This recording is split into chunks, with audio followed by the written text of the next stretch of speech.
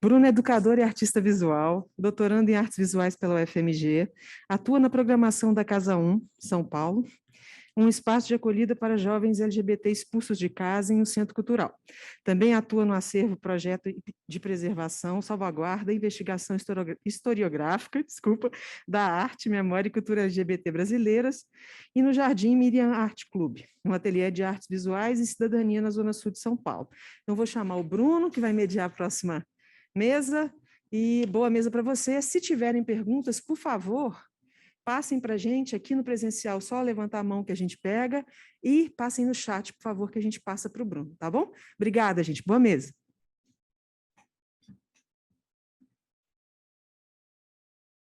Oi, gente. Meu nome é Bruno. Eu estou como mediador dessa mesa e a gente tem alguns ritos que a gente precisa cumprir e precisa tomar cuidado. Então, essa mesa conta com 5 pessoas, mas acho que devido às restrições do espaço, a gente vai dividir a mesa em 2 partes, né? A mesa de agora foi intitulada O Diálogo Transversal e a Construção de Novas Territorialidades a partir de uma abordagem interseccional. E eu acho que é um tema muito grande, muito difícil. Então, a gente vai... Acho que cada pessoa da mesa vai ter aproximadamente 10 minutos para falar. Então, vamos tentar ficar de olho nesses tempos. As primeiras pessoas que fui indicado para chamar para compor a mesa são a Carla Baker, que é bacharel em Direito, ativista e fundadora da ONG Pluralis, e líder e representante do movimento LGBTQI+, regional, cidades de Caieiras, Franco da Rocha, Francisco Morato, Mairiporã e Cajamar, Praia Grande, e luta pela inclusão, o trabalho dela, né, luta pela inclusão social, direitos humanos e respeito ao próximo. Uma mulher trans com voz na região. Vem cá. Gente, eu vou ler os currículos, porque eles são muito babados. E também vem para a mesa agora o Elvis Stronger é conselheiro titular, do Conselho Estadual de Direito da Pessoa Humana, diretor adjunto da Parada LGBTI de São Paulo, representante político da família Stronger, membro da Revolta da Lâmpada, presidente da ONG Associação Brasileira de Diversidades Periféricas. Pode vir, Elvis. Gente, a gente acho que tem que separar com uma cadeira de distância, né? Isso, arrasou. Não, você falou que eu não posso sentar, então eu não vou sentar. Não vou, não. Eu acho que a gente passa a palavra para vocês, então acho que a gente pode começar com o carro de repente Elvis depois. Vamos começar, então.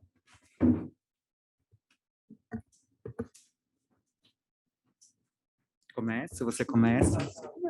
Posso tirar, gente? Acho que eu tô longe de todo mundo, senão eu vou ficar falando baixinho. Pode ser? Pode ser? Pode?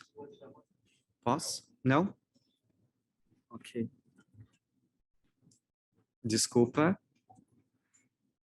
Hã? Vocês estão me ouvindo? Tá tudo ok? Bom, vamos lá. Prazer para todos, todas e todos. Eu sou a Carla Baker, como já foi falado. Eu sou uma lutadora na minha região, que é a cidade de Caieiras, Franco da Rocha, Francisco Morato, Mariporã, Cajamar. E estamos entrando também na Praia Grande e Serra Negra. Bom, o que o LGBTQI+ regional faz? São políticas públicas voltadas a toda essa inclusão social. Ok? Então, nessas cidades, eu consegui passar uma coisa que muitas cidades não conseguem passar, que é o Conselho LGBT, né? Às vezes, algumas cidades têm vários outros conselhos e esquece o Conselho LGBT. Nós temos em quase todas essas cidades que nós atuamos a lei da parada, que na nossa região a gente faz uma semana, que é a semana da diversidade, a semana do respeito, a semana da inclusão social. Então, é em todas essas cidades que nós temos, a gente tem também essa lei. Tá? Caieiras, Franco da Rocha, Cajamar passou ontem, graças a Deus. Só tivemos um vereador que foi contra e todos os demais, os 13 demais, arrasaram. Tá? Então, isso é muito importante nós termos essa semana, porque dentro dessa semana é onde nós vamos fazer o quê? Todo esse trabalho também, né? Onde a gente vai ter mais visibilidade. A preocupação que o LGBT tem é a empregabilidade. A gente precisa dar emprego digno realmente. Vamos montar Um cursinho de cabeleireira? Vamos montar o cursinho para um... Não, gente. Vamos pensar realmente no emprego, para as pessoas saírem e terem realmente emprego. Nós temos 2 cidades que o LGBT faz, que nós temos umas meninas que fazem a rua, elas trabalham na rua. Elas querem sair, para onde elas vão, como elas vão, qual é o suporte que nós vamos dar, tudo isso, eu, Carla, e toda a nossa comunidade LGBT da nossa associação, a gente pensa. Ok? Não é só dar o emprego, ou só passar uma política pública, é fazer toda essa estrutura para que realmente ela queira sair e ela realmente não volte mais. Nós temos em Caieiras a lei do respeito. É uma lei federal já, e vocês sabem que de repente a gente é obrigado a respeitar todo mundo, mas a gente implantou essa lei na cidade de Caieiras. Eu modifiquei a lei e trouxe para a nossa cidade. Estamos passando nas demais cidades que hoje a nossa associação atua. Lei do nome social. Eu aprendi muito dando palestras no poder público sobre o nome social. É complicado porque muitas trans chegam para mim, né, chegam na nossa ONG e falam assim: doutora, eu quero processar ali porque eu fui ali e a gente não é chamado pelo nome social. Nas palestras que eu estava dando, eu descobri que todo o sistema que nós temos da rede pública não tem o nome social. E o sistema vem de lá de cima para baixo. Não é o município que cria. Eu estou falando sobre 7 cidades, ok? Então, não é o município que cria, e sim é o federal. Então, o que nós estamos agora começando a lutar? Para essas 7 cidades, a saúde dessas 7 cidades se reunir e mandar juridicamente lá para cima que, nós temos leis federais e o sistema de vocês lá está errado. Cadê o campinho do nome social? Então, nós estamos começando a se preocupar com coisinhas que, às vezes, a própria população não está entendendo como funciona. Não estou falando do médico, às vezes, que está ali e chama, né, porque ele quer chamar o nome. Mas é o sistema também que a gente precisa mudar. Tá? Então, nós estamos passando a lei nas cidades do nome social para que a cidade comece a pensar nessa troca de todo um sistema que, às vezes, está errado. Isso é muito importante, porque é uma qualidade de vida para o ser humano. Às vezes, a gente não quer ser chamada. Tem pessoas que querem ser chamada, tem gente que não quer ser chamada e precisa daquele campo do nome social. As leis de Franco da Rocha, né, como eu falei, que a gente está passando em todas essas cidades, essas leis, existem cidades que a gente tem uma dificuldade. Eu vou entrar numa questão agora de eleição, né, porque a gente tem essa dificuldade, às vezes, de passar alguns projetos de lei, porque algumas pessoas não acham legais, não querem. Por questão política mesmo, ok? Eu acho que isso a gente precisa começar a se unir, eu estava falando ali fora, acho que a gente precisa começar a se unir e começar a pensar que ser humano é importante. Não estou falando de LGBT, eu estou falando do ser humano. Não estou falando de transexual, eu estou falando de ser humano. Então, a gente precisa pensar que ser humano, ele é tudo na sociedade, não é? Nós somos todos. Eu não quero saber se eu sou uma trans, a outra é, ou outro é, não é. Somos seres humanos em primeiro lugar. Então, a gente precisa brigar em conjunto por isso, por uma dignidade, por respeito, por uma inclusão social. Falei por uma prefeita exatamente isso na nossa região. Não adianta a gente tirar alguém de uma rua sem a gente dar a qualidade de vida para ela. E essa qualidade de vida influencia num monte de outras coisas. A gente precisa pensar no emprego, a gente precisa pensar na vida dela, a gente precisa pensar na parte psicológica dela. Então, não é simplesmente vamos lá. E é isso que, de repente, o LGBT está fazendo. Tá? A Associação Pluralis, ela tem essa preocupação. Palestras. Hoje, a nossa associação ela está atuando com palestras nesses 7 municípios e palestra dentro do poder público. Por que a doutora Carla escolheu o poder público? Porque é onde passa mais gente e é onde eles podem fazer acontecer. Como eu falei ali atrás, precisamos pensar quem a gente realmente elege. Porque se a gente vota errado, a gente vai ter uma qualidade de vida errada. Péssima, na verdade. Então, a gente precisa pensar nisso. Tá? Eu não quero falar sobre política, mas a gente acaba sendo envolvida nessa parte. As palestras que a gente está dando nesse poder público está começando de cima para baixo e vai demorar anos. Por que vai demorar anos? Porque é em todos os departamentos. Diretoria, vai vindo, até chegar na população. E isso, gente, vai fazer uma diferença enorme.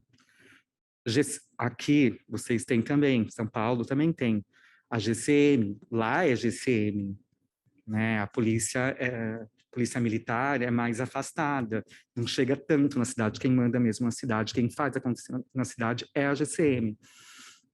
Nós estamos dando palestra para a GCM.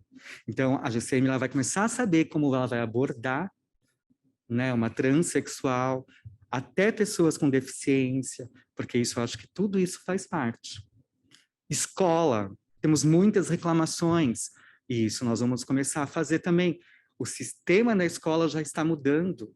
É tão gratificante quando eu escuto uma secretária virar para mim e falar assim, Carla, hoje, quando alguém vai fazer matrícula, não tem ali o campo papai, mamãe. Tem o campo pais. Isso aí. Então, é uma conquista que aos poucos nós estamos fazendo na nossa região. Eu acho que é isso que eu tinha que falar sobre os nossos atos e que esses atos, tenho certeza que vai acabar fazendo uma diferença também aqui para essa grande São Paulo, aqui essa imensidão de cidades que a gente tem aqui em volta. Obrigada, gente. Obrigado.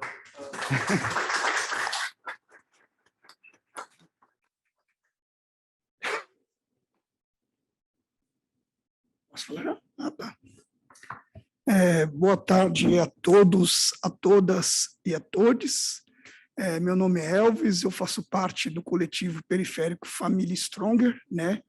Mas antes de começar aqui a falar um pouco sobre o que é famílias LGBTs, eu gostaria primeiramente de lamentar, né, e me solidarizar com as famílias e amigos das 650 mil vítimas, né, em solo brasileiro que perderam a vida, né, pela Covid-19. Foi uma pandemia, né, que o Brasil viu vir lá da China e não se preparou, e chegou aqui e fez esse arraso na vida de milhões de pessoas. Eu digo milhões, apesar de ter sido 650 mil pessoas mortas, mas são milhões porque são filhos que ficaram órfãos, são mães que não têm mais o seu filho para abraçar, são pais que não têm mais o seu filho, né, chegando na sua casa, são sonhos que foram destruídos, né, por um vírus maligno que chegou e por uma falta de coordenação nacional aí, né? Então, gostaria de deixar aqui minha solidariedade às pessoas, às vítimas, né, que perderam entes queridos dessa doença aí maldita, né? Uma homenagem a essas vítimas, né, que nós tivemos. E voltando aqui a falar um pouco sobre a nossa mesa, faço justamente esse coletivo qual eu faço parte, né, que é a Família Stronger, para vocês entenderem o que é uma família LGBT, né, é um pouco diferente daquela família parental que vocês estão acostumados, né, aquela família de sangue, né, como a gente costumamos dizer, porque muitas pessoas LGBTs não têm família. Isso é uma coisa muito importante a ser colocado. No Brasil, onde a gente endeusa as mães, transforma as mães em deusas, né, onde coloca no quadro flores, lindo, né, é o mesmo país, né, que estrupa, é o mesmo país recorde em feminicídio, é o mesmo país machista, é o mesmo país que bota sua filha, quando é lésbica, para fora de casa, sua filha, quando é transexual, para fora de casa. Né? Então, a gente precisa colocar isso na balança, precisa repensar, né, o que é ser família, né? E é justamente sobre isso, e é nesse contexto, né, do que é ser família, do que é ser uma família para um LGBT, né? O que quando o LGBT ele chega em casa, né, será que ele vai ter o colo da mãe dele para a mãe dele abraçar? Será que vai ter o colo do pai para abraçar? Será que o filho vai poder chegar no pai e falar, olha, conheci um cara ali da hora, tal, beijei ele? Será que ele vai poder falar isso? É muito difícil, né? A gente sabemos o que acontece, né? Geralmente num país tão machista como o nosso, né? As pessoas acabam na rua, né? E aí por isso que tem projetos como o da Casa 1, que acolhe essas pessoas que são botadas para fora de casa, são violentadas nos seus direitos familiares e aí são colocadas para a rua. Né? A família ela é tão forte, tão potente, que quando você fala a sua orientação sexual, você é botado para fora. Quando você começa a expor sua identidade de gênero, você é botado para fora. De tão forte que a família brasileira tradicional ela é, né? Parece uma margarina, né? Se derrete à toa, né? Qualquer coisinha está se derretendo e bota a pessoa para fora. E se for uma família cristã, que nem no caso a minha cristã, então pronto, se você for ateu, ou se você for para a matriz africana, aí pronto, aí lasca tudo de vez, né? Aí a pessoa é botada para fora de qualquer jeito, né? Ou seja, é uma família sem base nenhuma, sem pensamento nenhum, firmada em emoções totalmente errôneas, né? E aí é por isso que existem projetos que nem a Casa 1 para acolher essas pessoas que são botadas para fora. Claro que não dá conta da demanda, porque a demanda é muito alta, né? É muito alta. Infelizmente, a gente ainda vê dezenas de pessoas sendo botadas para fora de casa quando assume a sua orientação sexual, sua identidade de gênero. Né? E aí é onde entra também no contexto outro tipo de projeto, que é as famílias LGBTs. Muitos de vocês já devem ter visto no Pose, por exemplo, aquela série da Netflix, Pose. Só que eu acho assim, ao meu ver, né, eu acho uma coisa muito engraçada, porque todo mundo daqui do Brasil começa a conhecer famílias LGBTs em Pose, mas as famílias LGBTs já existem há muitas décadas aqui no Brasil. E aí eu acho mais engraçado ainda algumas pessoas falar que as famílias LGBTs teve que vir um americano aqui para o Brasil para falar para a gente o que a gente temos que fazer ou não fazer. Como a gente tem ou não tem que se organizar.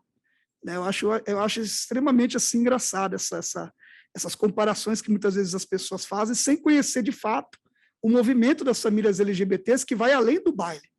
Vai além daquela parte cultural, que é você chegar lá no baile, fazer o vogue, fazer a sua fantasia, dançar, vai muito além da balada, apesar que a balada ainda é, para muitos LGBTs, um santuário seguro, né? Um santuário onde você pode ver sua sexualidade, a sua identidade de gênero, onde você pode beijar na boca, onde você pode ser feliz, onde você pode chorar, afogar as mágoas. A balada ainda é um lugar sagrado para muitos LGBTs, né?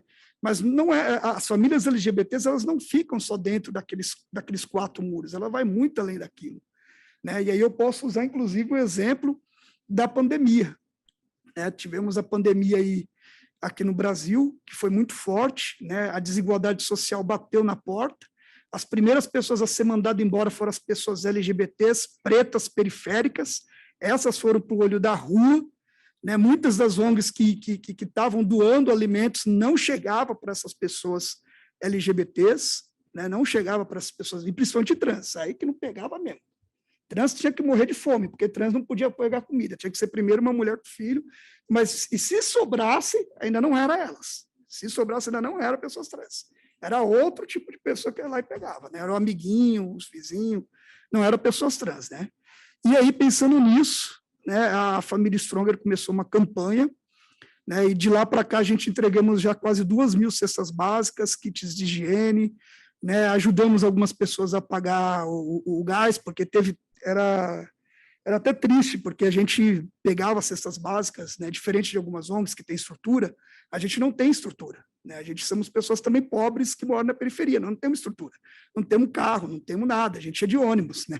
Era até engraçado que a gente pegava o ônibus, botava o carrinho, né, botava 2, 3 cestas, entrava no ônibus, entrava no trem, né, na pandemia, e todo lotado a gente ia entregar cesta básica, né, para as pessoas, né? Porque as pessoas não tinham condições de ir até lá para pegar a cesta básica, né? E muitas dessas pessoas não tinham nem gás. Então, o que adiantava você chegar com uma cesta básica e a pessoa não ter o gás para cozinhar? Como é que ela vai fazer a comida? Né? E aí a gente corremos atrás para dar também gás para algumas pessoas. Então, a gente também distribuímos alguns botijões de gás, né? Insumos, né? Como o álcool gel, né? Enfim, tudo isso que teve essas dificuldades, né? Não foi nada fácil você chegar naquelas casas, naqueles locais, você vê aquelas pessoas passando necessidade, inclusive muitas até hoje não conseguiram se recolocar no trabalho, né? Então ainda está muito complicado. A pandemia não acabou, infelizmente, deixou cicatrizes, né, muito forte no nosso povo, né? Muita gente até hoje não está conseguindo comer carne, né? O alimento não está chegando, e não é porque virou vegetariano, não, é porque ele não está conseguindo comer carne mesmo. Não está conseguindo comer o arroz e o feijão de cada dia. Né? Vocês hoje, quando vocês forem no Mac, quando vocês forem no Burger King, quando vocês forem nesses lugares, quando vocês estiverem comendo, dá uma pensada que aquilo que vocês estão comendo tem uma dezena, centenas de pessoas que não estão conseguindo, e principalmente LGBTs que não estão conseguindo ainda ter o seu alimento de cada dia. Né? E esse foi um projeto que a gente criamos justamente para ajudar essas pessoas, né, nessa pandemia. Além disso, né, a Carla estava aqui falando da parte de empregabilidade, e isso é uma coisa muito importante a gente ser pensado no meio LGBT. Quando a gente pensa numa pessoa trans, a gente já pensa logo que ela quer fazer cabelo, quer fazer unha, né? Já pensa, não, vamos fazer, não, já sei o que ela quer, é unha e o cabelo. É gay. Quando alguém é afeminado é a mesma coisa, né? É moda, é moda, ó, isso a gente vai ser moda agora, né? A gente sequer pergunta para a pessoa realmente de fato o que ela quer fazer, né? Sempre é isso que a gente pensa, né? Uma das coisas que a gente estamos fazendo, inclusive no território de Cidade Tiradentes, é pensar essa questão, né? Por que as pessoas têm que ir por telemarketing? Que logo vai também começar a desaparecer. Daqui a 10 anos, praticamente, não vai mais existir o telemarketing. E é uma praia onde está muito LGBT. O que a gente vai fazer com essas pessoas? Será que alguém já parou para pensar nisso? O que a gente vai fazer com essa galera toda? Né? O nosso país ele tem que começar a pensar um pouco na parte dos estudos. Né, e temos que pensar na parte justamente para onde o mundo está caminhando, que é tecnologia. O mundo está mudando, não é mais o torneiro mecânico como era na época do meu pai, por exemplo. Agora o mundo mudou, agora é tecnologia que as pessoas estão atrás. Agora é de outras coisas. Né? Então, estamos pensando isso na cidade de Tiradentes, né? Estamos tentando levar algum projeto desse tipo para pensar na parte de robótica, para pensar na parte de genética, para pensar na parte de como mexer, como manusear uma impressora 3D, porque muitas pessoas ricas viram isso, né? Agora os pobres favelados só vê isso pelo jornal, vê pelo TikTok, vê por outras coisas, né? Mas na favela em si você não vê uma impressora digital 3D, né? É difícil, né? Alguém ter isso lá. Então a gente estamos pensando muito em levar projetos desse tipo, né? Para a cidade de Tiradentes e principalmente para as pessoas LGBTs, para que elas venham ter uma qualificação maior e venham conseguir, de fato, entrar no mercado de trabalho ganhando, né, um valor real para que venha sobreviver, para que venha ter seu dinheiro para ser gasto. Né? É isso que a gente estamos fazendo. Além dessas tecnologias que a gente trabalhamos, também usamos a cultura como uma ferramenta principal para que as pessoas elas venham ter a sua dignidade, a sua sobrevivência. Isso daí é uma coisa também primordial. E a gente usa a cultura de que forma? Descentralizando as políticas públicas e a Parada de São Paulo. Pois é, a gente desafiamos a organização da Parada de São Paulo, a poderosa Parada de São Paulo, e fizemos as paradas acontecer nas periferias. Ah, mas vocês inventaram a roda? Não, não foi a família Stronger que inventou a roda. As paradas nas periferias já acontecem, se eu não estou enganado, desde 2000. Teve uma em 2002 no Itaim Paulista, em 2002 no Itaim Paulista, teve outras, aí não teve mais, aí parou. Aí teve outras em 2006, 2007, 2008, em Itaquera, né? Itaquera já teve parada LGBT, e aí parou, né? E aí depois teve no Itaim de novo, em 2012, 2013, se não estou enganado, aí parou de novo. Aí foi para São Miguel, acho que foi 2014, 2015, 2016, aí parou de novo. Né? E aí a gente começamos a fazer em Cidade Tiradentes, 2017, 18, 19, 20, 21, e vamos fazer agora agora em 2022 também, e até continuar. A gente deu continuidade, somos a primeira organização que consegue dar continuidade a fazer uma parada do orgulho LGBT dentro da periferia. E é importante a gente falar da experiência que a gente tivemos em Cidade Tiradentes, no território de Cidade Tiradentes, porque é o maior complexo, né, de prédios populares da América Latina, não sei se vocês sabiam disso, é uma favela verticalizada, né? Só que na Cidade Tiradentes não tem o poder público dentro de Cidade Tiradentes, e é um dos bairros mais perigosos da cidade de São Paulo, né? Inclusive, é um dos bairros campeão em facada, né? Esse da Tiradentes. Todo final de semana lá é campeão em facadas. Não sei por que é assim, desse jeito, mas enfim, lá é campeão nisso, né? E a gente conseguimos levar a Parada do Orgulho para lá com muito sacrifício, né? A gente fizemos uma vaquinha entre nós, as pessoas da Strong que trabalhavam, né? E fomos comprando as coisas, fomos fazendo a parada. Pedimos trio para um, pedimos banheiro químico para outro. O palco, o nosso primeiro palco era de madeirite, né? Não era nem palco direito, as pessoas não podiam pular lá no palco, não podia dançar. A gente avisava, não é bom você dançar, não. Nós não nos responsabilizamos se acontecer alguma coisa. Né? Então, você teve lá, não teve na primeira? Você viu como foi bem precária a primeira, né? Quase não tinha nada, né? Na segunda, nossa, nós tinha palco, só não tinha som. Nós tinha palco, nós não tinha som, a gente teve que passar nas casas de cultura e nas fábricas de cultura para colocar som, né? O nosso trio elétrico, para vocês terem ideia, sabe aquele carrinho de som que passa na casa de vocês falando do açougue, aí passa umas mulheres dançando? Era esse nosso trio elétrico da cidade de Tiradentes. Aliás, até hoje ainda é o nosso triozinho elétrico da cidade de Tiradentes, é esse daí que a gente faz lá, a nossa parada, né? Mas a gente faz com muito orgulho, né? Essas pessoas que vão lá na parada de cidade de Tiradentes são pessoas do bairro, são pessoas do bairro vizinho de São Mateus, são pessoas ali que moram na região e que não têm dinheiro para chegar à parada de São Paulo, porque é muito cara a condução. E para quem mora em cidade de Tiradentes, gente, para chegar aqui na parada de São Paulo, o camarada tem que sair de casa muito cedo para chegar aqui. Chega aqui e já está morto, porque pegar esse trem aí, velho, não é para qualquer um, não. Vai ter que ser guerreiro, pegar. E nem trem tem. Primeiro ele tem que pegar o ônibus para chegar no trem. Nem trem tem lá na cidade de Tiradentes. Primeiro pega o ônibus, dependendo do lugar que ele sai de cidade de Tiradentes, vai demorar 1 hora e meia para chegar no metrô. Aí depois, ou o trem, aí depois ele vai pegar e vai ir para o centro de São Paulo. Ou seja, ele vai fazer um rolê do caramba, vai demorar muito para ele chegar na parada de São Paulo, já vai chegar. Ele vai sair de casa assim, né? Uhul! Quando chega na parada, vai chegar todo. Já vai chegar pensando na volta. Né? De tão ruim que é o negócio, né? Tão ruim que é. Então, quando você faz a parada no bairro, na periferia, você está levando aquela magia do que é ser um LGBT, de você se livrar, você soltar, porque na periferia ainda tem muito conservadorismo. Né? Muitos LGBTs ainda não se assumiram. Ainda tem muito disso ainda, né? Muito, principalmente em cidade de Tiradentes. Há 6 anos atrás, quando a gente começou a fazer a parada, você não via casal gay andando na rua, você não via pessoas trans. Você não via literalmente uma pessoa trans na rua, nem de dia, piorou de noite. Porque é um bairro tão perigoso que à noite você não vai andar mesmo na rua. Então, era muito complicado a cidade de Tiradentes. Era bastante. A gente desafiamos, botamos a parada na rua, fizemos a parada, e começamos a fazer o bairro, a repensar a forma como ele estava tratando as suas LGBTs. De que forma ele estava repensando o que é ser LGBT dentro da periferia. Né? E hoje, 6 anos depois, temos um grande resultado lá. Está muito longe de ser o que era. Mas a Casa de Cultura, que é onde a gente realiza a outra parte da parada, primeiro tem o trio, né? Ele faz o trajeto pela avenida principal e entra na parada. Né?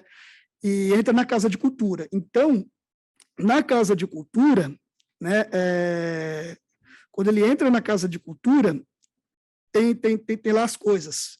E hoje em dia a gente temos um projeto lá que é Manas por Manas, né, que é feito pela... esqueci agora o nome da menina que cuida de lá. Ela trabalhou, inclusive, a Rafa Fini. Né, Manas por Manas pela Rafa Fini. Hoje temos o projeto PrEP 1519, que também acontece na Casa 1, e na periferia, o único lugar da periferia que está acontecendo PrEP 1519, que é PrEP para adolescente, de 15 a 19 anos. Né? É um projeto que vai trazer políticas públicas para o Brasil inteiro e está sendo testado em Cidade de Tiradentes. Né? Além disso, tem outros projetos, mini projetos que estão acontecendo. Travestis agora estão andando nas ruas de Cidade de Tiradentes, coisas que você não via antes, você desce, agora você vê. Antes você não via. Né? Então, isso tudo é um impacto, né, de uma parada, de uma coisa social, de uma coisa cultural acontecendo dentro de um bairro. Faz o bairro repensar esse negócio de ser LGBT. E agora a gente vai realizar paradas no Capão Redondo, vamos voltar com a parada no Itaim Paulista, né, e fazer esse mesmo movimento acontecer na periferia. Obrigado.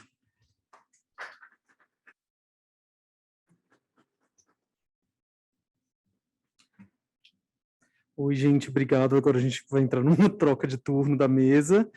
Vocês podem sentar. Eu vou chamar as outras 3 pessoas da mesa, que compõem a mesa. Acho que, seguindo a lista, primeiro é Gui Mohalem, que pediu para avisar que ele é viado, artista e ativista, membro e cofundador da revista Geni, 2013 e 2016, e do Vote LGBT, desde 2014. Ele atua com planejamento estratégico, relações institucionais e ferramentas digitais. No seu trabalho visual, aborda temas como identidade, imigração e pertencimento. Vem para cá, Gui Mohalem. Sheila Costa é historiadora, professora da Rede Pública Estadual de São Paulo, pós-graduanda em ensino de História pela Unicamp e estudante de psicanálise pela Faculdade Gaio. É uma das idealizadoras da revista Alternativa L, apresentadora do web programa BR Sapatão, uma das 30 finalistas do 7º Prêmio Educar para a Igualdade Racial e de Gênero. Também é professora voluntária no cursinho pré-vestibular Uniafro. Pode subir, Sheila. E Luísa Bruna é performer, escritora, já trabalhou com instituições como o MASP, Museu da Língua Portuguesa, atua com o grupo Mexa desde sua fundação, além de desenvolver projetos individuais. O Mexa foi criado desde 2015, após episódios de violência em alguns centros de acolhida de São Paulo. Desde sua gênese, o coletivo explora debate as distâncias e proximidades entre a rua e o museu, a vida e a arte, a política e a estética, a partir de estratégias de improviso e criação coletiva. Pode vir, Bruna. Eu acho que a gente queria, mais uma vez, agradecer a fala de Carla e Elvis. Eu acho que foram falas super interessantes, assim, e a gente vai depois ter algumas questões de debate, eu acho que também estão abertas para o público. Se alguém quiser fazer alguma pergunta e enviar, a equipe do museu também já está de olho nisso. E também aqui presencialmente, quem quiser também pode levantar a mão, que eu acho que a equipe do museu também pode recolher as perguntas. Gente, só lembrando, a gente tem 10 minutos para cada pessoa, tá bom? Qualquer coisa eu levanto um caderninho vermelho para falar que está acabando o tempo. Principalmente o Gui, que a gente sabe que ele fala muito. Obrigado.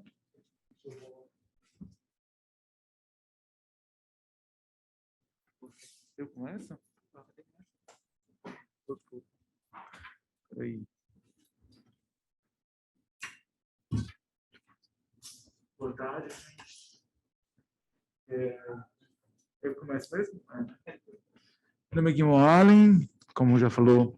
É que tiraram um viado da minha biografia e eu fiquei pistola, gente. Como é que você tira um viado da minha biografia, entendeu? Então, primeiro, eu queria agradecer o convite de DRI, do Museu da Diversidade, do SESC. É uma honra poder estar aqui e poder contribuir com esse museu, que pode ser um lugar super importante para a LGBT, pela sua localidade, pela sua importância e pela importância de existir um museu sobre nossa história e sobre nossas articulações, a história que a gente ainda está construindo. Eu vim aqui falar em nome do Vote LGBT. Eu sou parte do coletivo desde 2014 e a gente, desde 2020, virou uma ONG, uma instituição, né? A gente se formalizou.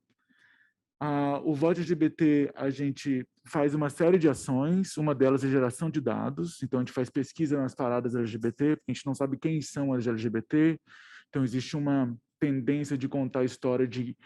Cada um conta um pouco do seu entorno, da sua vivência, mas a questão é que a gente é atravessado por vários outros marcadores, além da sexualidade e identidade de gênero, né? Por raça, por gênero, por classe, sobretudo. Então, a gente precisa entender quem a gente é.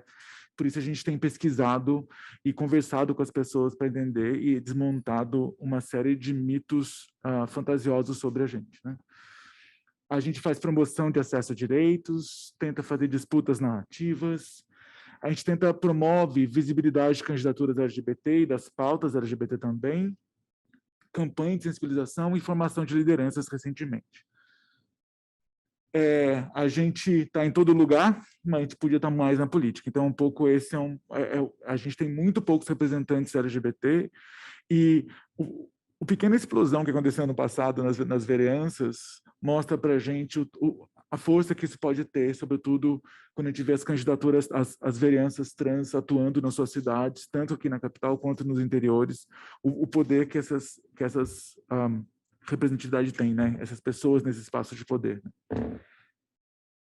Aqui um pouco, eu não vou falar disso tudo aqui não, senão acaba o negócio, mas é um pouco da história do Vote, tudo que a gente tem feito, a gente tem feito pesquisas de diagnóstico, mas eu vim aqui especificamente para falar de uma ação que aconteceu em 2019, quando a gente se inscreveu, eu sou artista visual também, e a gente inscreveu o VOT como um coletivo artístico numa Bienal do Sesc 24 de Maio, que aconteceu no Sesc 24 de Maio, e propôs uma série de ações de hackeamento do espaço.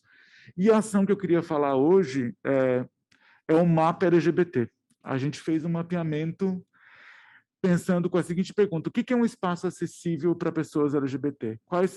Como é que a gente vai... A ideia nossa era levantar, muito provocado um pouco pelas conversas com o Bruno, que é quais são os espaços que a gente pode circular na cidade, né? Que espaços recebem a gente. Uma loja de sunga do arco-íris nos Jardins, que vende sunga R$300, é um espaço acessível para LGBT? Não é. Se a gente pensar naquilo que eu falei, que a gente é atravessado por outros marcadores, as LGBT são, na sua maior parte, mulheres e, na sua maior parte, negras. Porque a população é, na maior parte, mulheres e, na maior parte, negras. Só que a gente tem um índice de escolaridade menor, porque parte da nossa população, muitos de nós, não se sente confortável, expulso das escolas e da formação, né? Além do que, na nossa pesquisa, o nosso índice de desemprego é o dobro da população em geral. Então, o acesso ao trabalho e à renda é menor na gente também. Então, como é que você pensa? Então, se pensar um espaço acessível para LGBT, a gente tem que pensar num espaço gratuito. Para começar isso. Se não for gratuito, não é acessível para LGBT. Se não tiver respeito ao banheiro, ao uso do banheiro conforme a pessoa quiser, não é acessível para LGBT. Então, um pouco nessas questões, e não basta se dizer aliado, tem que pensar que outras ações que o espaço faz para acessível LGBT. E a gente levantou os espaços e a gente levantou em 4 pilares. O primeiro pilar era a comunidade. Então, a gente levantou pequenas comunidades dentro da comunidade LGBT. Então, a gente pensou asiáticos pela diversidade, pessoas das aldeias mais velhas, pessoas que jogam Magic, que eu nem sabia que existia, né? Você tem grupos de esporte, grupos de... né? Entre tantas outras coisas. A gente pensou cultura, né? Quais são os espaços de cultura da cidade que recebem LGBT de maneira proativa, como a Casa do Povo, que recebeu o Mecha e, né, foi sede do Mecha por muito tempo. Você tem, e alguns museus na época, tinham 3 ou 4 museus apenas, que tinham não só dias gratuitos, que era importante, mas que também respeitavam o uso de banheiro, que era a Pinacoteca, se não me engano, o Centro Cultural São Paulo, que também é um centro super forte, o Museu da Diversidade, MASP, agora, não sei se na época tinha, tem que ver, eu não lembro. Isso foi em 2019, tá? Serviço, então a gente tem que pensar os espaços que tem para atendimento ambulatorial, o Centro de Cidadania LGBT da cidade, o pessoal da Rede Feminista de Juristas, que ajuda, dá apoio jurídico para pessoas, para mulheres cis e trans e homens trans, e pessoas LGBT também, quando sofrem violência. Então, você tem que pensar quais são os espaços de serviço também. E, por último, mas não menos importante, fervo. Então, a gente também reuniu as festas, que a gente concorda com Elvis, que o espaço da festa é um espaço de comunidade LGBT, é um espaço de fortalecimento das nossas identidades e de encontro com as pessoas iguais a gente. Aqui é um pouco... não vai dar para ver, porque a resolução está muito pequenininho, mas esse era o verso. Então, a gente imprimiu 17 mil posters. E esse era o verso do pôster que contava um pouco. De um lado, você tinha os espaços físicos e de outro, os espaços virtuais, espaços que você achava na internet. E eles não são exatamente separados. A gente não separou isso, essa separação foi na hora de construir, não exatamente na hora de imprimir. Isso está separado desse jeito no nosso site, que eu não coloquei aqui porque eu sou besta. Esqueci. Aqui já está o Museu da Diversidade, está aqui, por exemplo. Aqui está o Museu da Diversidade, estava no mapa também, só um detalhezinho para vocês verem. Recentemente, a gente foi abordado por um Sesc Santo André, e a gente está em conversas, não assinamos contrato ainda, mas estamos em conversas avançadas para levantar o mapa LGBT nas 7 cidades que formam o consórcio do ABC, que são Santo André, São Bernardo do Campo, São Caetano de Adema, Mauá, Ribeirão Pires e, sempre esqueço, Rio Grande da Serra. Então, a ideia é levantar nesses espaços e a gente vai fazer isso com pessoas das localidades. Então, a gente vai pegar essa verba e vai contratar, vai ter uma outra pessoa coordenando isso, que também não é do centro de São Paulo, que vai pensar como é que a gente pensa essa pergunta da acessibilidade para o espaço da região do ABC e tenta visibilizar também naquela região quais são os espaços acessíveis para LGBT, os espaços de encontro LGBT. Então, a gente é bem empolgado porque isso vai ser agora esse ano, começa em momentos, se tudo der certo, né? Sem assinar o contrato. E aí, eu fiquei muito provocado, assim, pelo tema da mesa, para discutir uma coisinha aqui com vocês. Na verdade, provocar um pouco mais vocês, né? O tema da mesa é o diálogo transversal e a construção de novas territorialidades a partir de uma abordagem interseccional. E uma das coisas que a gente pensa muito no VOT é a acessibilidade à língua. Quais LGBTs são excluídas da conversa quando a gente faz um tema desse tamanho na palestra? Com tantas palavras abstratas, com tantos temas cabeçudos, né, e difíceis de lidar. Então, a pergunta é, com quem que o museu quer conversar? Quem que a gente vai trazer para a mesa para conversar? Se a gente quer trazer para a mesa mais gente, a gente precisa mudar ou pensar nas pessoas menos escolarizadas que a gente quer conversar, para poder falar. Então, o museu pode ser um espaço nosso? Essa é uma pergunta boa de se ter. Mas pode ser um espaço de todo mundo? Ou só das pessoas que conseguem entender essa frase? Para mim é difícil entender essa frase. Para mim é difícil entender essa provocação. Eu fiquei impactado, porque são palavras muito difíceis e cheias de um acúmulo que eu especificamente, mesmo tendo tido muitos privilégios, eu não tive o acúmulo desses conceitos todos.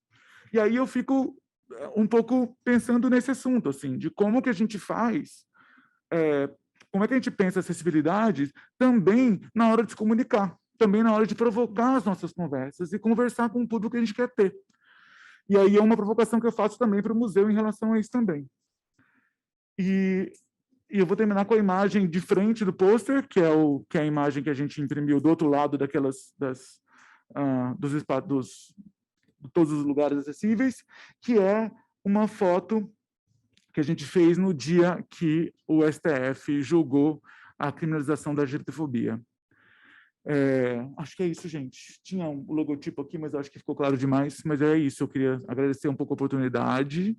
Queria dizer que eu faço provocação em relação à mesa com o maior carinho do mundo, mas o que eu acho importante, uma das questões que o VOT faz bastante é a importância da acessibilidade da linguagem. Isso é uma das coisas que eu mais brigo dentro do coletivo e fora, porque se a gente não falar com gente que está para além da gente, a gente não vai conseguir mudar as coisas como estão. Então, a gente precisa abrir a roda e conversar com mais gente e ouvir mais opiniões. É isso. Obrigado.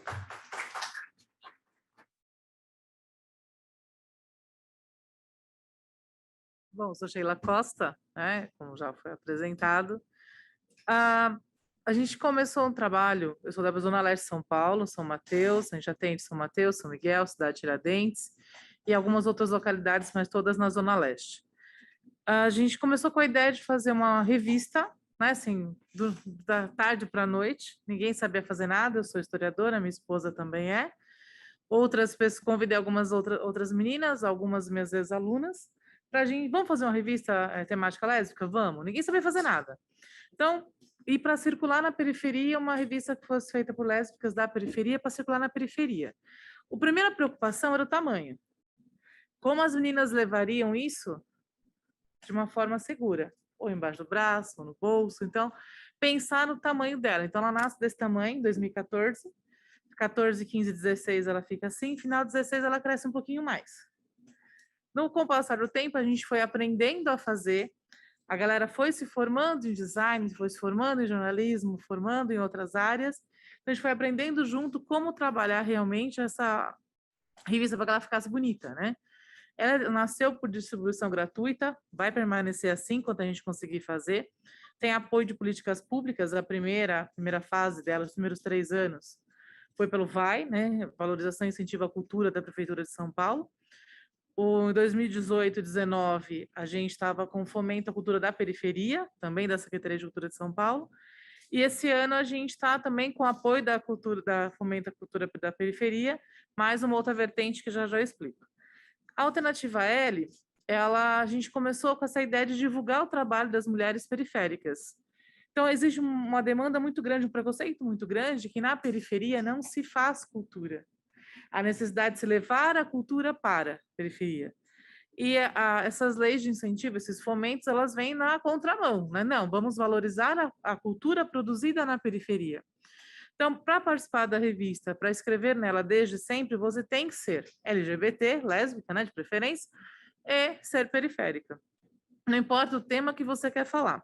No começo a gente tentou fechar os temas, vamos fazer a pauta X, a pauta Y e tal, mas a gente percebeu que as mulheres têm muita coisa para falar, muita coisa, diversas áreas do conhecimento que elas querem expor seus trabalhos.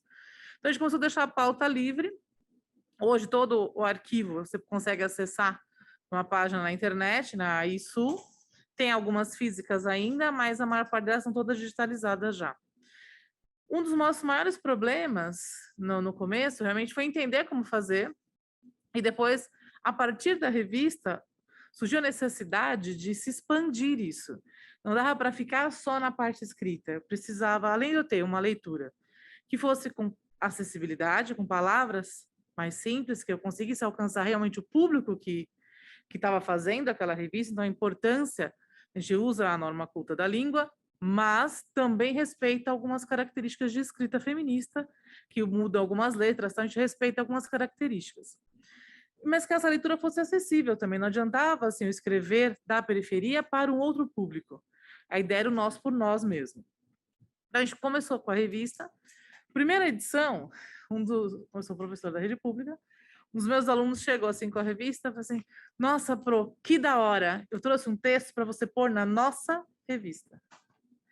Como é que você fala para algum LGBT que já está excluído de tudo, que de repente tem no bairro onde ele mora uma revista, um canal LGBT, e você vai dizer para ele não, porque é só para as meninas. Então a gente repensou e incluiu lá no primeiro ano já a letra G, que era o ponto G da revista, né? Então, ponto gay. E ao longo dos anos a gente foi incluindo as outras letras da sigla, de acordo com a demanda como fosse aparecendo. Isso hoje a gente mantém a revista no mínimo 50% para as meninas e os outros 50% dividido entre as outras letras, caso apareçam temas para serem discutidos ou escritos, né? Depende da demanda.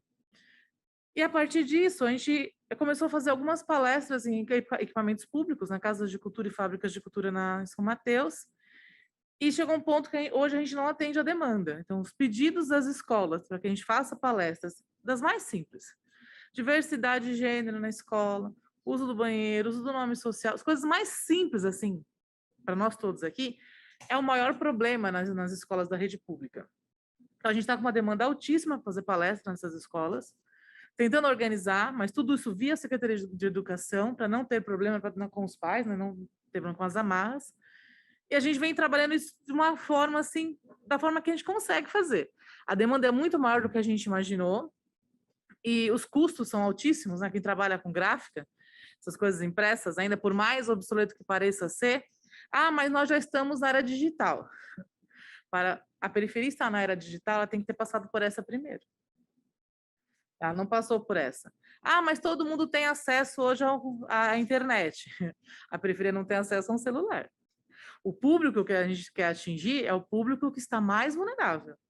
Para eu atingir um público que tem acesso a uma boa leitura, um público que tem acesso às redes sociais, tem acesso à internet, tem celular, não é o público para qual essa revista foi feita.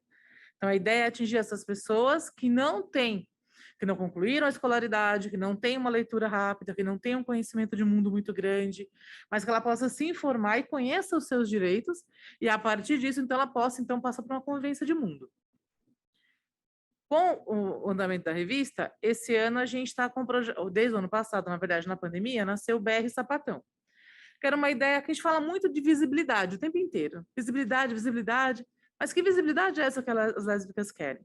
Então, a gente fez o BR Sapatão durante a pandemia, em agosto de 2020, no mês da visibilidade, para tentar traçar um perfil de diversos grupos sociais no Brasil todo, ou nas 5 regiões, como ser lésbicas nessas regiões. Então, a gente conversou online com grupos de praticamente todos os territórios no país, com a ideia de fazer só nesse mês, só no mês de agosto e acabou.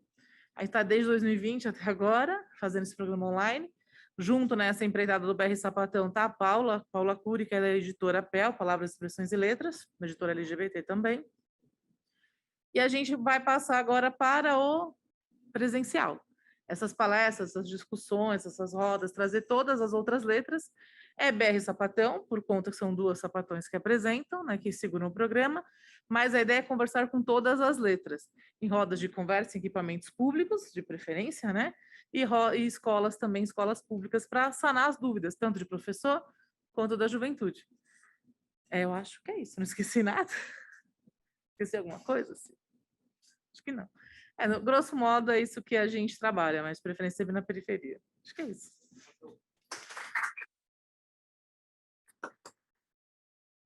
Bom, boa tarde. Eu vou pegar o seu último gancho, que você vê que eu dei uma riscadinha aqui, porque a minha provocação também seria essa. Pareceu até um Ctrl+V, um Ctrl+C, né? Quando eu estava vindo para cá, que eu passei... Tem algumas imagens do Grupo Meixo, eu vou ter que manipular? Não precisa? Ah, ok, muito obrigada, desculpa.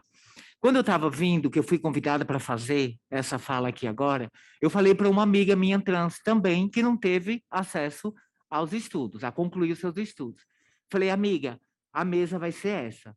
Vai, assistiu presencialmente ou então pela internet.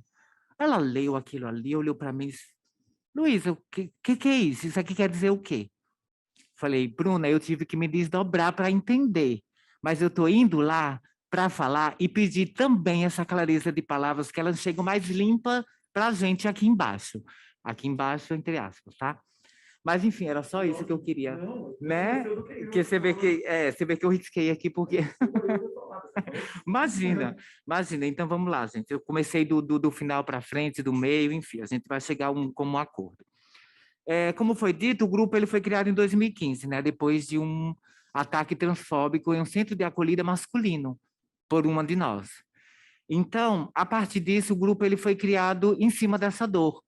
Infelizmente, como tudo no Brasil é criado, a gente precisa sofrer, a gente precisa ser assaltado, ser roubado para fechar as nossas portas. Então, foi preciso ter isso.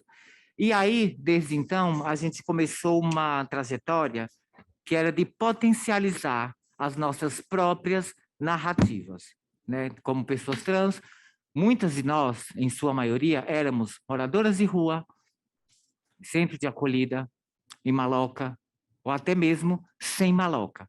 Éramos literalmente, em sua maioria, moradoras de rua. Então, a gente precisava potencializar em cima dessa dor que foi causada por uma das meninas trans desse centro de acolhida, que é cadeirante. Além de ser trans, ela é cadeirante, que é a Anitta Silvia. Então, o que é que a gente se articulou para que transformasse isso em arte, transformasse acessível, a ponto de vista que o mundo precisasse entender de que pessoas que estão a esmos na rua, elas também têm conteúdos. Então, o Grupo Meixo, ele nasceu como se fosse, eu diria que muito mais além disso, de uma metáfora, como se fosse uma carta dentro de uma garrafa, jogada ali em alto mar, onde um monte de amigos, ao mesmo tempo, encontrassem essa carta e lessem, cada um em um ponto específico de uma cidade. Vão, mostrem para o que vieram, transformem dor em arte e briguem publicamente pelo que está acontecendo. Então, é isso, basicamente, que o Coletivo Meixo fez. Em 2017, nós fizemos o terminal 10 miligramas. Esse, a gente pegava um coletivo, a gente saiu ali do terminal Armênia e tomamos a cidade, cada uma com sua história, tentando descobrir nessa cidade, cada uma cidade de nós. Tomamos esse coletivo e percorremos o maior tempo dessa cidade que a gente teve. A partir disso, a gente precisava entender o porquê dessa potencialidade de deriva, o porquê disso. Por que se reunir várias histórias em uma cidade, onde se é várias cidades, onde se é vários personagens, onde não se é personagem? Então, a gente trabalhou em cima disso. Então, foi um trabalho que ele foi muito árduo, cansativo, emocionalmente, principalmente cansativo, né? A partir disso, a gente tenta entender de que existe uma grande diferença entre os espaços culturais e a rua, entre os seus habitantes de rua e esses espaços culturais. A gente existe um abismo enorme. Porque as pessoas elas não vão saber identificar se você é realmente um famigerado por arte ou se pelo menos, ou simplesmente, é uma pessoa que está ali sem antecedentes do bem, mas querendo acessar aquele aparelho de cultura. Existe uma grande diferença nisso. E esse abismo fez com que a gente repensasse muito sobre repaginar essas coisas e essas pessoas. Como, por exemplo, a gente tomou a Pinacoteca, fomos convidados, mas eu digo que tomamos porque eu carinhosamente falo que somos baderneiros culturais. A gente foi convidado pela Pinacoteca para uma exposição, me perdoem, família Mexa, que eu não lembro agora o nome, dentre tantas outras condecorações de arte. Depois dessa narrativa que eu acabei de falar, que viemos da rua, hoje nós somos e estamos tão ocupados que, por exemplo, era para a família estar toda hoje aqui. Não que eu seja menos desocupada, mas era para estar a família toda hoje aqui, mas não está porque está todo mundo ocupado. De moradores de rua, nós viramos donos dos nossos próprios apartamentos alugados, mas próprios até então, quando pagamos. Ou seja, conseguimos e estamos vivendo de arte, né? Graças a pessoas que estão lá em cima e que escrevem sobre o Grupo Mexa, escrevem com maestria. Vamos ver, isso aqui já foi. Sobre a construção de novos caminhos. Como que a gente vai construir caminho, né? Muito mais do que questionamentos, acho que as respostas elas têm que vir primeiro.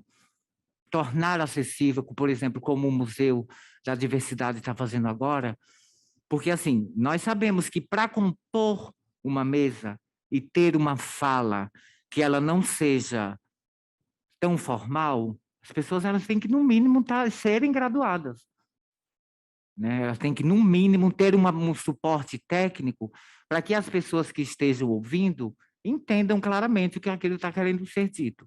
Mas não, foi com muita satisfação que fui convidada, eu justamente com o meu coletivo Mexa, né? Para que, a partir desse momento, que a gente está começando a construir esses novos caminhos, de que onde frases simples, palavras a serem bem assimiladas, elas sejam que com outras pessoas que não estudarem, elas tomem gosto para que isso aconteça. Como a minha amiga me deixou muito triste quando eu vim hoje para cá, muito triste. Porque quando ela falou para mim, eu vi no brilho do olho dela, sabe o quão famigerado aquela criatura estava por saber, por querer entender o que significava aquela frase. Eu falei, amiga, eu também não soube, eu também não sabia, mas eu me desdobrei para me entender. E eu vou lá brigar para que você também um dia possa ser tão aguçada, tanto quanto permanecer na escola, quanto ir assistir uma mesa de um seminário. Então, praticamente, minha fala era sobre isso. Tá bom? Muito obrigada.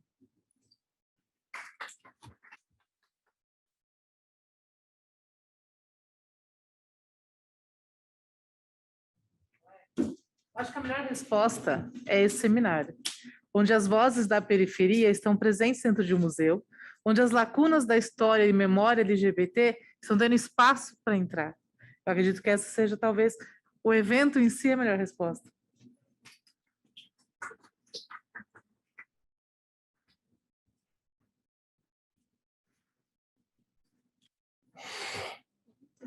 Não sei, é uma pergunta. Eu acho que a gente tem duas pessoas que estavam na mesa, mas que também podem responder, e de repente vocês podem ficar sentadas e sentados, e depois vocês também vêm para cá, nesse púlpito, também ajudar a responder. Fui instruído que devo fazer uma pergunta pelo museu, que é a seguinte, tempo na tela.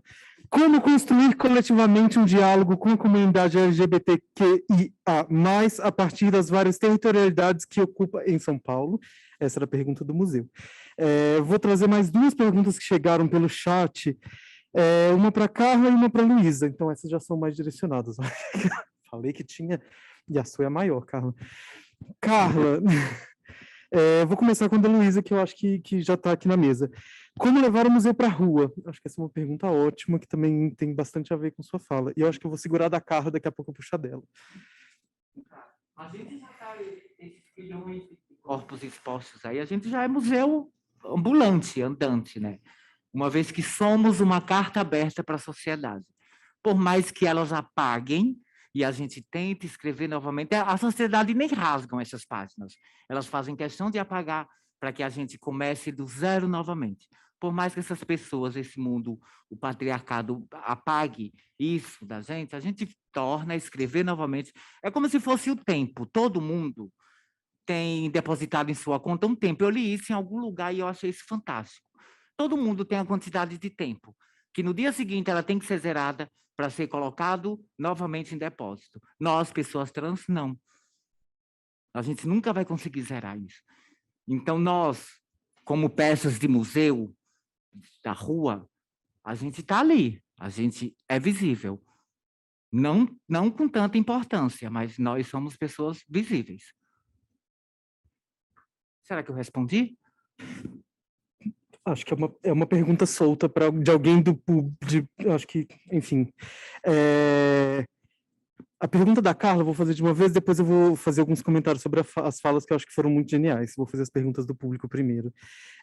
Carla, como podemos pensar em ações para expandir essa iniciativa para todos os demais municípios da região metropolitana de São Paulo, observando também a questão do conservadorismo e da resistência dos órgãos públicos? Acho que isso é uma grande pergunta. Vem para cá.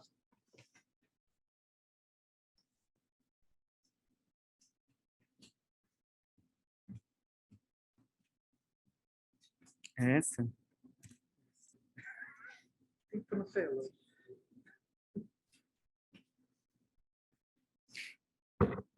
Bom, é que eu não escuto aqui, mas tudo bem, cadê meu ponto? Bom, gente, é o seguinte, cai no que eu falei bem no início, voto. Em primeiro lugar, acordem, votem. Pensem em quem vocês estão votando. Isso é o ponto. 1, 2, 3. Votar. Segundo, eu acho que a gente precisa começar a pensar numa luta de coletivos, de união e de pessoas. Quando eu sentei ali, eu falei uma coisa chamada ser humano, é respeitar. Eu acho que isso começa a fortalecer, né? E a gente começa a fazer as coisas andarem. Graças a Deus, nem eu brinco com todo mundo e eu falo isso, né? O nosso colega aqui já esteve num evento nosso e eu falo isso, eu não sou ninguém, não quero ser ninguém, mas só esse grãozinho de areia que eu estou fazendo vai poder transformar muitas coisas. E esse grãozinho de areia é junto com todo mundo. Né? Se o poder público não ajuda, a gente não vai conseguir fazer. O Elvis mesmo falou que lá atrás, aonde ele está, de repente ele fez um palquinho de madeira, hoje ele está fazendo um outro palco, mas isso é o quê? A força que ele está tendo. Então, ou temos todo mundo a mesma força, ou realmente o Brasil não vai andar, né? Nossa região está andando porque nós estamos tendo força. Temos cidades que são mais acolhedoras, temos cidades que são menos acolhedoras, mas a gente não pode desistir e temos que fazer o quê? Essa mediação dentro desse poder público para a gente querer chegar aonde a gente quer, que é o respeito. É o mínimo. Acho que todo mundo que está aqui na mesa hoje falou essa palavrinha mágica. Quero ser respeitado. E acho que todo mundo que está aqui também pensa a mesma coisa. Né? Então, eu acho que articular e conversar com o poder público é o que faz uma grande diferença para a gente chegar. Né? Algumas pessoas me chamaram para dar palestra, como que eu passei lei, né, em tal cidade? Gente, é conversando. É conversando. Com a conversa a gente chega em qualquer lugar do mundo. Tem vários filmes e vários livros, que vocês sabem disso, de pessoas que de repente se tornaram ricas, falsas, andando de avião, andando de jato, e não tinham nada, só com a lábia. Então, é conversar. Primeiro passo. Segundo passo, saber votar. Ensinar o outro coleguinha a também saber votar. Eu acho que é isso. Tá bom? Obrigada.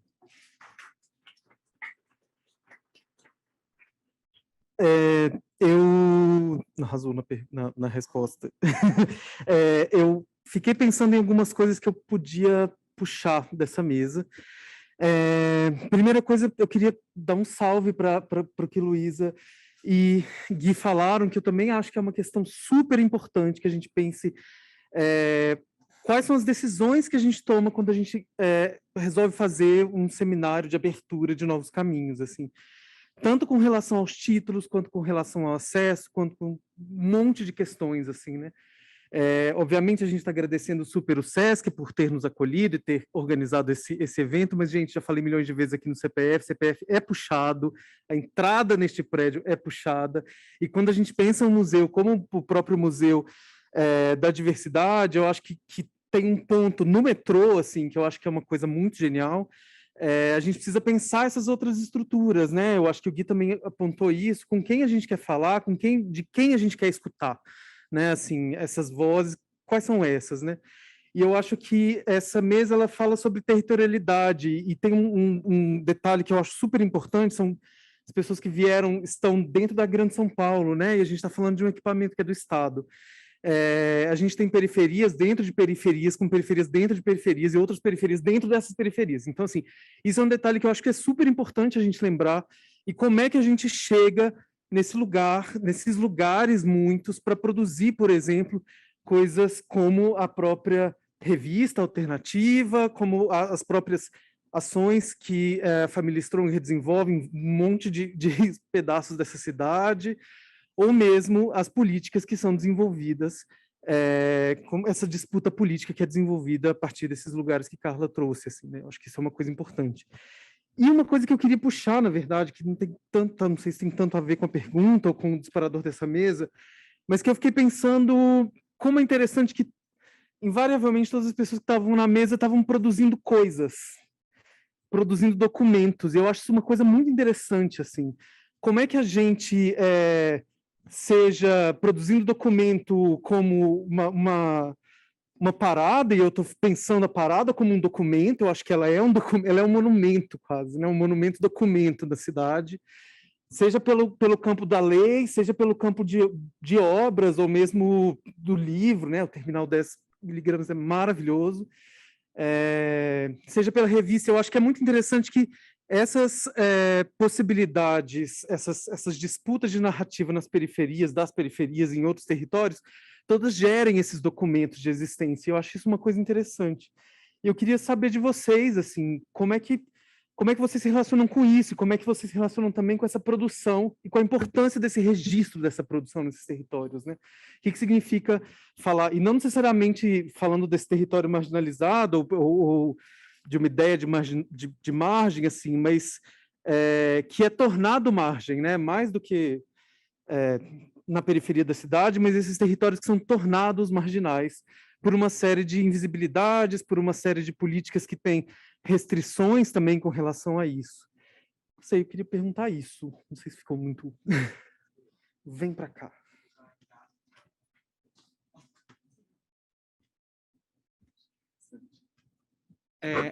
Eu preciso falar uma coisa que eu achei legal, porque eu sou de uma região, né? Eu sei que também o Elvis também é de uma outra região, apesar que está em São Paulo.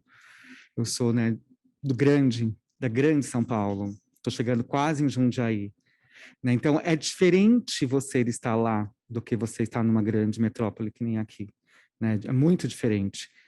Então, o modo que a gente trabalha é diferente. Aqui dentro, vocês têm, de repente, centros que lá na nossa região, eu estou tentando não fazer, eu estou tentando trazer um centro único, porque eu acho muito importante isso. A mesma coisa como nós estamos fazendo as nossas paradas, os nossos eventos. Os nossos eventos, a partir desse ano, não são eventos só centrais. Nós estamos levando esses eventos para os bairros.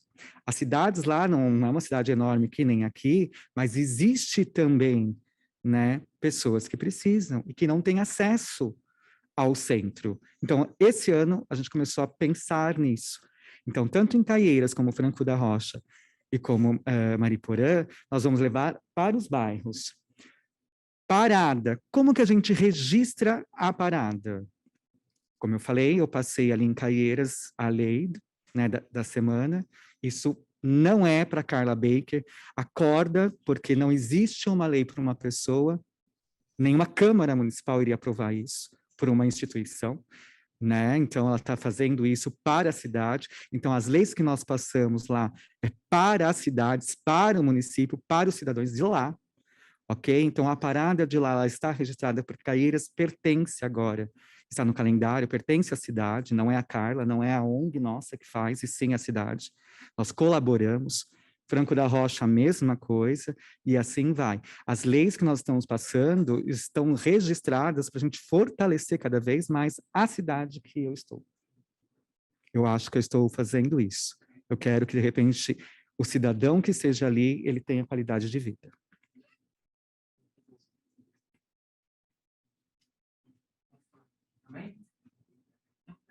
É muito mais do que satisfatório, é muito mais do que prazeroso, é satisfatório ter isso documentado, principalmente na minha família artística, uma vez que a autonomia ela nos foi dada através da arte, né? Que a gente literalmente, de fato, conseguiu sair da rua porque teve gente que nos estendeu a mão e disse, olha, você tem potencial, quer vir com a gente?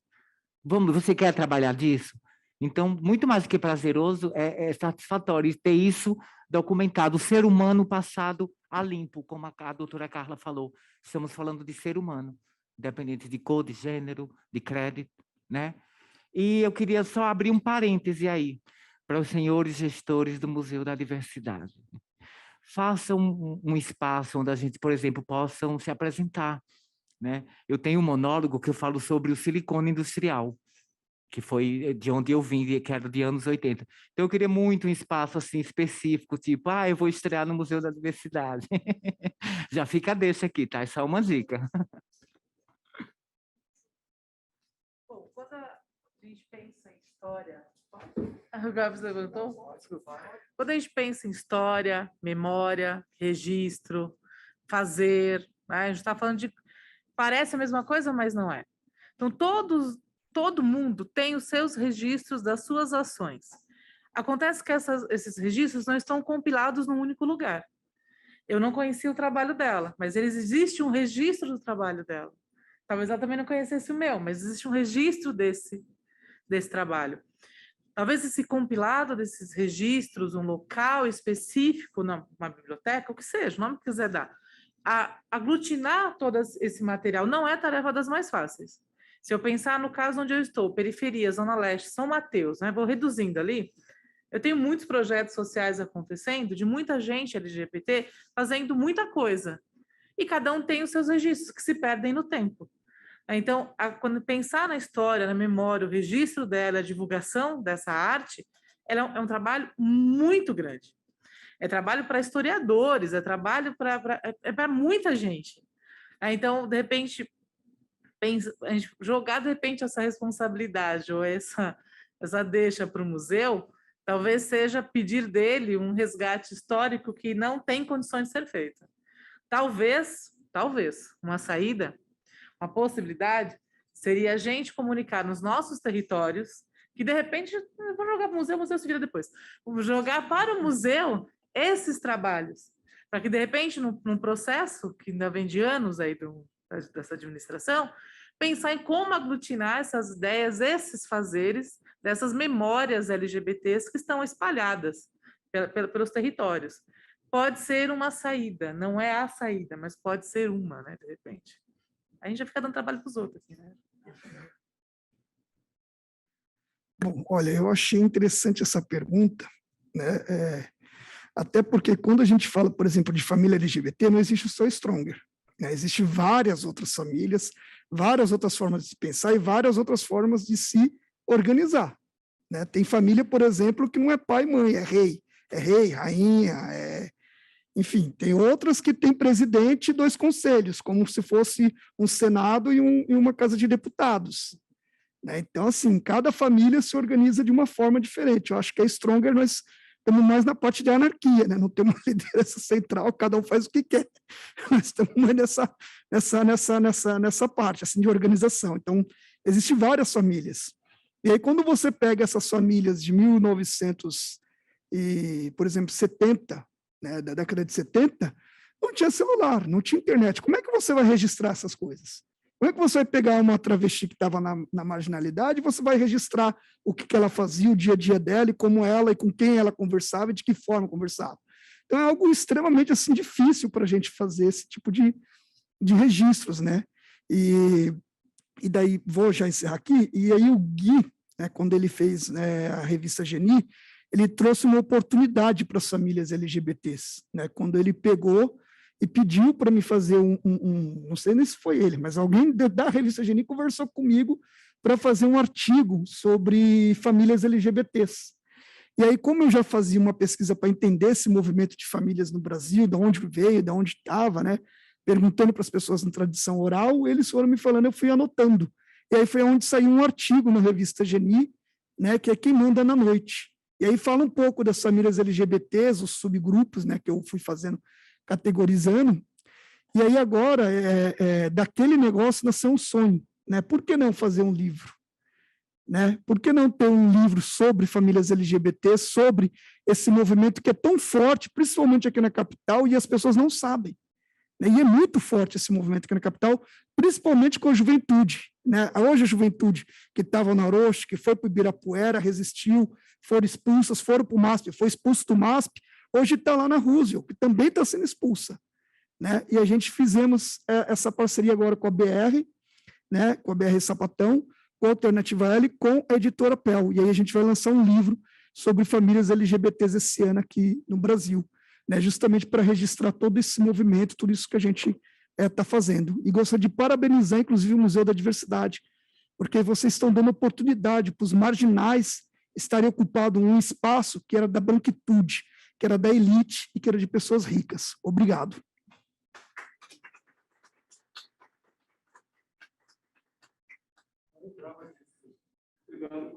Ai, que susto. Vi que foi Gui que falou. Assim, de onde está vindo essa voz? O Bruno também era da Geni, mas essa edição foi a que eu editei, que foi de parentalidade. Foi bem legal. Sim. A Sheila já começou a apontar, Sheila catou minha pedra, Sheila e Elvis também, mas uma das coisas que eu fiquei pensando nessa história do documento e da documentação disso tudo, eu acho que, de novo, não é só uma questão material, mas como o Elvis bem trouxe também, tem a ver com uma questão de, muitas dessas histórias elas estão em memória oral, que é, por exemplo, o trabalho do Mecha tem bastante a ver com essa elaboração dessa memória e como é que a gente transforma isso enfim, traduz isso para outras linguagens, que eu acho que é uma coisa muito preciosa, mas eu fico pensando, para além dessa centralidade de um equipamento, assim, como é que a gente pode lidar com essas memórias que não necessariamente vão caber dentro desse museu, né? Então, quando eu levantei essa pedra do documento, é justo num exercício de pensar como é que a gente está produzindo, e aí eu acho que a gente volta para essa mesa também de uma nova gestão dentro desse Museu da Diversidade, como é que a gente está possibilitando ou criando condições materiais efetivas para que esses outros territórios eles possam produzir ou possam, esses outros territórios, regiões ou grupos possam efetivamente contribuir para a construção dessa história e dessa memória LGBT da cidade, assim, né? Então, não necessariamente precisa acontecer dentro do centro, né? Não necessariamente precisa acontecer no equipamento central do museu, mas como é que a gente consegue criar essas condições materiais para que esses grupos possam produzir esses materiais ou continuar produzindo as revistas ou continuar disputando as políticas dentro de seus territórios, assim, né? Isso eu acho que é uma coisa que me interessa que a gente pense, especialmente quando o tópico é o diálogo transversal e a construção de novas territorialidades a partir de uma abordagem interseccional, que é justamente construir, eu acho, esses atravessamentos de lembrar, olha, ir para o centro não é fácil, chegar no centro não é para todo mundo e não é todo mundo que está no centro. Se isso já é um partido, como é que a gente chega em outros lugares e como é que a gente constrói essa ideia de uma memória de um grupo ou de vários grupos em outros territórios, né? E eu acho que essa criação de condições materiais para isso é muito importante, assim. E a gente já ouviu um pouco disso, assim, né? Ouviu, inclusive, falando de quem patrocinou, todo mundo falou de alguma forma ou de outra, quem é que contribuiu para que esses projetos existissem, né? E eu acho que esse gancho da condição material de produção e de formação mesmo das pessoas é muito importante que a gente pense e fale sobre isso, né? Para além da maquiagem, do salão de beleza e que mais que vocês falaram? Esqueci. E telemarketing, assim, como é que a gente constrói? Fico pensando agora, lembrei muito do arquivo da Memória Trans da Argentina, que elas falam que elas são conservadoras, né? E que é um trabalho genial, assim, né? Então, como é que a gente vai capacitando pessoas para esse ofício também, né? Enfim, não sei se vocês querem falar mais, gente, mas estamos nessa pista. Se alguém também tiver alguma pergunta e quiser vir falar alguma coisa, também o microfone está aberto. A gente tem o hábito de pensar com uma história pronta e acabada. Mas a história é mutante, né? Nós estamos aqui agora fazendo história. Estamos registrando de várias formas diferentes. A gente vai ter registro fotográfico, algumas pessoas vão escrever sobre isso, outros vão fazer um vídeo, estamos também online, então a gente está com vários documentos históricos sendo produzidos. Só que ela não vai acabar aqui. Eu vou voltar para o meu território, continuar e contar o que aconteceu aqui, o pessoal está vendo, vou levar para o meu território. Mesma coisa os meus outros colegas da mesa. Então, a gente vai continuar produzindo e modificando esse tempo histórico. Então, a gente pensar em colocar tudo isso dentro de uma caixa não cabe. Que lidar com a história, o registro histórico, você tem que pegar recortes. Sei lá, vamos fazer o registro do momento em que ele esteve na revista Geni. O Elvis vai fazer o registro do que ele sabe sobre as famílias. É realmente uma sopa de letrinhas e muitas fatias, é um bolo com muitas fatias. E são as lacunas que a gente fala, né? O preenchimento das lacunas do tempo, da história, da memória. Lidar com história e memória é algo muito simples, mas muito complexo por conta de como arquivar, como deixar isso acessível, como fazer com que mais pessoas tenham acesso. Talvez o primeiro passo para um novo momento nós tenhamos dado hoje, né? Novas conversas, novas possibilidades, novas intersecções. Só aqui eu conheci uma galera que eu não sabia nem que existia. Então, eu acho que a interseccionalidade pode ou não nascer a partir desse encontro, né? Não sei, assim, são umas ideias aí. Alguém quer falar alguma coisa? Alguém tem alguma pergunta? Eu estou até agora tentando pensar nas perguntas que você fez, assim, como é que a gente pode pensar, porque o VOT é uma organização não é exatamente ligada a território, né, sobretudo online, o que a gente tem feito desde 2014, mas pensar que, por exemplo, quando a gente aceita a convocação de Elvis para fazer a pesquisa na primeira parada LGBT Estado de Tiradentes, Elvis falou, a gente vai, a gente só vai, a gente só obedece, a gente não é besta, né? E ele já rolou esse ano e vai rolar, tá? Vai rolar. A gente não sabe ainda como vai rolar. É muito importante, porque assim, tem uma coisa que a gente pensa bastante, que é a questão da disputa narrativa, né? Tem uma coisa que tentaram fazer em São Paulo, quando a parada do orgulho LGBT+, foi incluída no calendário, criaram no dia seguinte o dia de combate à cristofobia, criando uma falsa oposição entre LGBT e cristãos. E aí, quando a gente vai lá na parada perguntar, né, sobre religião, a gente descobre que a maior parte da parada é cristã. A gente é menos cristão que o Brasil como um todo, mas a gente é, sobretudo, cristão, porque a gente está nesse país que é muito cristão. Então, na hora que você cria essa oposição entre grupos que criam uma diversidade, ou uma animosidade, ou uma oposição mesmo no grupo, enquanto tem a intersecção, porque a gente é todo mundo, a gente também é cristão, a gente também é pai, a gente também é mãe, a gente também é tudo, né? A gente é tudo. A gente está em todos os lugares.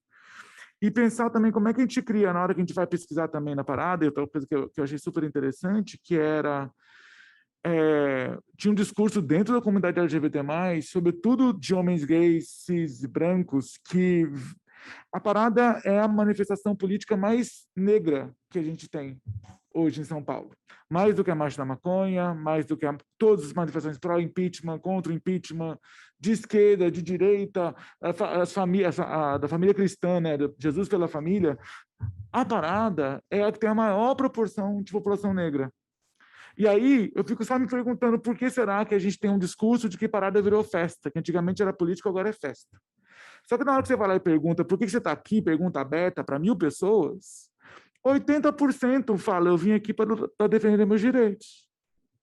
Eu vim aqui para apoiar a causa, que é o jeito mais clássico de falar de política.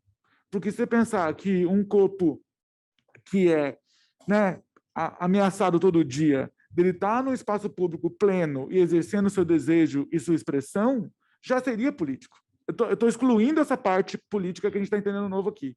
Mas no nível clássico da política, as paradas LGBT, porque não é só a parada de São Paulo, a gente também faz pesquisa no Rio, em BH, em Estado Tiradentes, a média é 80% das pessoas que estão lá falam, eu vim aqui para defender direitos e para apoiar a causa.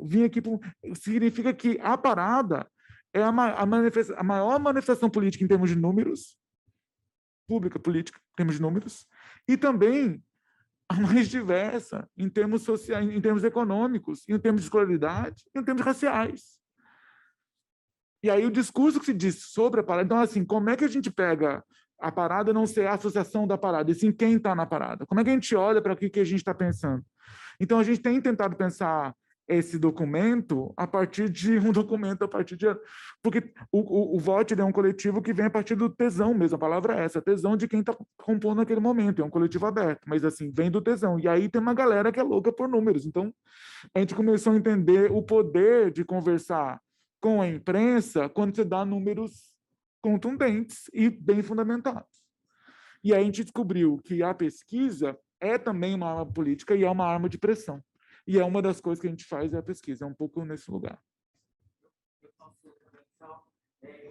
Para além dessa pergunta que foi feita sobre documentação e registro, eu vou ultrapassar um pouquinho do limite do que eu vim falar, que foi do meu grupo, falar de pessoas trans, né? De que hoje eu estou tentando lutar justamente contra esse fator que é documento, que o audiovisual sempre tratou pessoas trans como marginalizadas. A gente tem na exposição, né, no Museu da Diversidade, retratando muito bem isso. Então, esses documentos que as famílias foram obrigadas a verem são a causa de inúmeros assassinatos que acontecem com a gente. Porque o que era documentado ali, na versão deles, era marginal, né? Era ladrona. Enfim, a própria sociedade ela fez com que esse ciclo vicioso se transformasse contra a gente, palavras que a gente tentava falar, que eles não nos deixavam, mas nos empurravam. Então, documentalmente, o Brasil tem, sim, tem. E nós temos que lutar por reparação de danos. Outro dia eu estava pensando sobre isso, que eu assisti uma série na Netflix sobre isso. E aí eu fui contratar uma advogada. Falei, doutora, o que aconteceria se nós, pessoas trans, fizéssemos iguais aos negros e aos povos indígenas? Se a gente fosse brigar por reparação de danos do audiovisual, o que aconteceria? Seria uma boa? Era um tópico bom para a gente judicialmente chegar até lá? Ela falou assim para mim, Luísa, quer saber de uma coisa? Vai trabalhar, isso não vai dar em nada. Claro que isso não vai dar em nada. Mas, historicamente, a sociedade ia ver que a gente já estava começando a brigar por isso. Não é para retirar dinheiro de nada. É para só se colocar na frente e dizer, ó, eu estou brigando por isso e eu quero reparação. Está tudo enganado o que foi dito aqui atrás, desde então. Então, me deixou muito triste a fala dela, sabe? Mas nem por isso eu desisti. Eu só engavetei um pouquinho e, quem sabe, daqui para frente a gente não faça esse barulho, assim como os povos indígenas e os negros também. Super, e tem muito a ver com a fala do Gui também, sobre disputa de narrativa, né? Assim, eu acho que como é que a gente também encontra... e aí encontra nessas interseccionalidades também, né? Assim, não só pensando pessoas trans, mas pessoas trans não brancas, pessoas trans indígenas, como é que a gente vai encontrando... são produções de conteúdos e documentos de lugares muito diferentes para cada uma dessas intersecções, né? Então, como é que a gente disputa esses muitos documentos errôneos ou mesmo estereotipados, né? Oi? Pronto.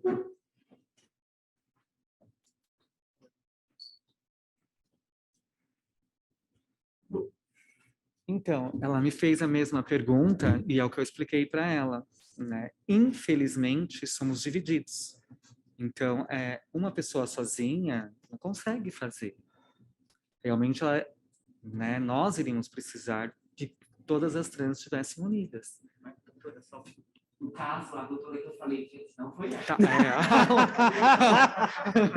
Só para deixar claro. Não, é que ela comentou agora sobre o fato e eu expliquei. Então, eu acho que isso que a gente precisa ter e que eu brigo lá na região, que eu luto. Agregar, gente. Somos seres humanos, a gente precisa agregar. Né? Se a gente agrega, a gente vai longe. Então, quando a nossa colega falou para ti, a nossa colega falou para ti, né, que não vai chegar a lugar nenhum, porque a colega sabe que, tipo, você vai lutar sozinha, com 2, 3, não vai dar força. E é essa força que realmente todo LGBT, toda a sociedade que de repente pensa num respeito precisa ter. É por isso que eu te dei esse toque ali fora. Né? Então, eu acho que isso a gente precisa pensar bem, gente. E quando a gente fala, né, da gente registrar as coisas, é o que eu falei ali, né? Vamos registrar mesmo, legalmente. Vamos fortalecer, porque aí também a gente tem o respaldo desse poder público que vai fazer automaticamente o quê? Toda essa estrutura, de repente, para estar guardando essa memória. Essa memória, como você falou, nunca ela vai morrer, independente. Nós vamos sair, mesmo que não tenha nada, vídeo, nada aqui, cada um que vai sair daqui vai levar e vai falar um pouquinho para um para outro. Então, ela não vai morrer. A tendência, se Deus quiser, é ela crescer cada vez mais. Todo mundo aqui deu os parabéns. Né? O museu arrasou. Né? Porque essa abertura, isso fortalece cada vez mais para que cada mais pessoas venham junto com a gente. Obrigado. Arrasou. Gente, Quer tem mais alguma voltar? pergunta? Quer fazer mais alguma pergunta? Quer? Não? É isso, gente. Eu acho que se alguém quiser fazer uma palavra de fechamento, mas estamos encerrando essa mesa.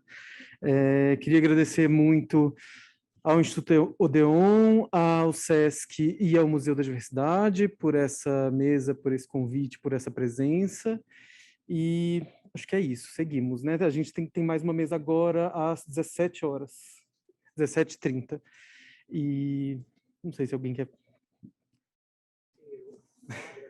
E dou uma salva de palmas, porque realmente, parabéns e obrigado. Muito obrigada pelo convite, agradecemos muito ao museu. Espero que esse seja o primeiro passo para uma grande caminhada aí, que a gente faça muita bagunça no museu ainda. Obrigada.